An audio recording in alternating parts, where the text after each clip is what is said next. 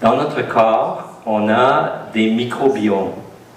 Il y a en nous des millions de différentes espèces d'animaux microscopiques qui habitent à la surface de notre peau. Donc, il y a un microbiome dont l'environnement, c'est notre peau. Il y en a un deuxième qui est toute notre voie digestive. Le microbiome de la voie digestive est très, très important. Et puis, l'autre microbiome, c'est dans nos voies respiratoires et dans les poumons. Ces microbiomes-là sont en symbiose avec nous à l'état quand on est en bonne santé. Si on est perturbé, entre autres par le stress, ou par des batailles, ou par des déséquilibres, ou par des grands changements dans notre vie, ces microbiomes peuvent être débalancés à un point où certains des micro-organismes prennent le dessus, qui sont très néfastes pour la santé, qui peuvent même produire des substances toxiques, etc. Et donc, beaucoup des maladies respiratoires sont de ce type-là. Les maladies respiratoires qu'on peut avoir, souvent, ça peut être de l'auto-infection. On n'a pas besoin d'attraper quelque chose. Tous les pathogènes qui pourraient nous tuer sont déjà en nous. Et en petite quantité, ils sont en équilibre. Et il y a toute une écologie là, de microbes qui habitent nos voies respiratoires. Donc, un des modes qui tuent les plus communs, c'est une pneumonie essentiellement, qui est du type où on s'infecte, on est auto-infecté par un déséquilibre dans notre microbiome. Et ça, même les médecins et les scientifiques actuellement sont en train de le reconnaître, que l'idée de la transmission n'est pas du tout nécessaire, et puis que beaucoup des maladies respiratoires sont essentiellement dues à notre sensibilité à ça, surtout en vieillissant, et dépendant de nos circonstances, et dépendant des stress qu'on subit, on peut rapidement attraper une pneumonie et en mourir en dedans de quelques jours, très rapidement. Et donc, ça explique en quoi l'industrie pharmaceutique peut exploiter ça. On peut parler de nouveaux pathogènes et parler qu'on a besoin d'une protection contre ce pathogène-là, et on peut pointer du doigt à tous les gens qui souffrent de problèmes respiratoires et dire « ah, et il se répand, et il y en a de plus en plus, et on a besoin de vaccins, et on a besoin de toutes sortes de choses. » Et donc, mais la réalité, c'est que c'est le stress qui tue, et c'est un stress qui vient de deux sources. Quand on considère l'individu, il y a le stress externe du patron, des autres membres de la société, qui nous attaquent, qui nous oppressent, qui nous agressent de toutes sortes de façons. Ça, c'est un stress externe à l'individu, qui peut être très important. Les gens qui ont subi une situation vraiment malsaine au travail savent exactement de quoi je parle quand je dis ça. Ça peut facilement tuer un individu. Et il y a un autre type de stress qui est très important, c'est le stress interne qu'on peut autogénérer.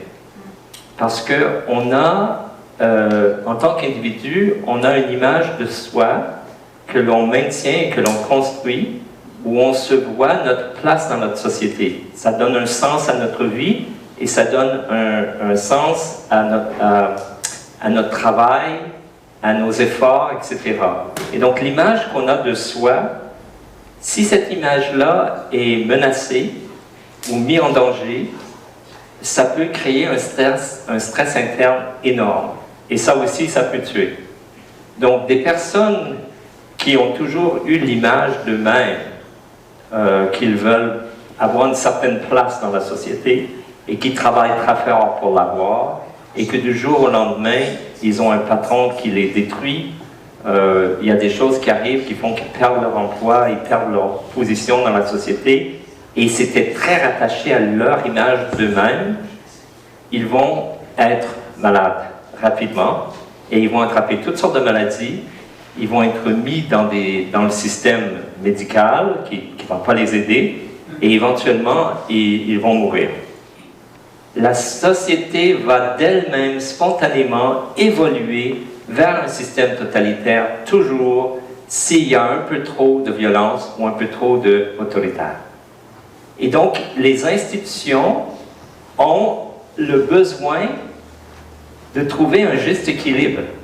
Il faut qu'il y ait une certaine justice et il faut que la société ne soit pas trop violente. Parce que dès qu'on dépasse certaines bornes dans ces paramètres-là, on va évoluer rapidement vers un système totalitaire.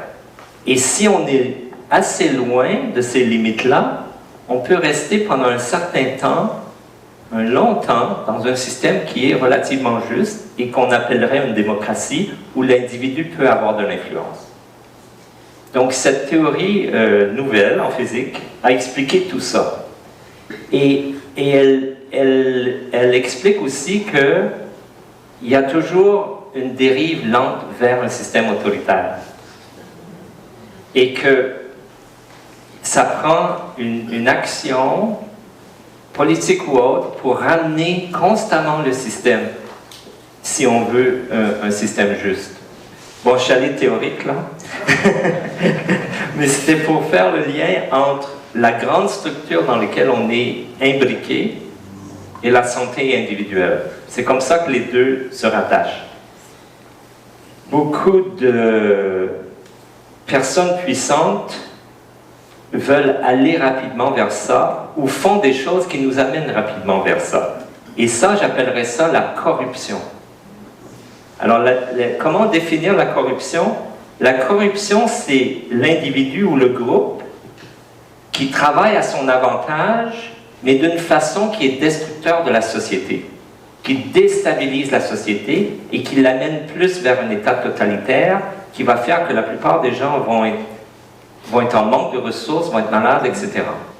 La corruption, c'est ça. Quand les institutions, les individus, les personnes plus riches font des choses pour leur bien, pour leur avancement professionnel, etc., mais que ces choses qui font détruisent fondamentalement la société et sa stabilité, c'est ça la corruption. Et c'est toujours la corruption qui nous mène vers une société qui éventuellement, dans beaucoup de cas, ça mène à la guerre. Ça mène à une instabilité telle que les tensions sont telles que ça rend la situation, la guerre, possible et probable. Je voudrais répondre à la question, c'était quoi COVID? Qu'est-ce que c'était COVID? Ben, c'était de toute évidence, et c'est bien établi, une campagne militaire planifiée et exécutée de A à Z par les puissances du monde occidental, sans aucun doute. C'est bien documenté, c'était ça COVID. Les excès de mortalité que j'ai étudiés en grand détail pendant maintenant de nombreuses années, j'ai écrit plus d'une vingtaine de gros rapports scientifiques, certains ont plusieurs centaines de pages. J'ai étudié en détail la mortalité.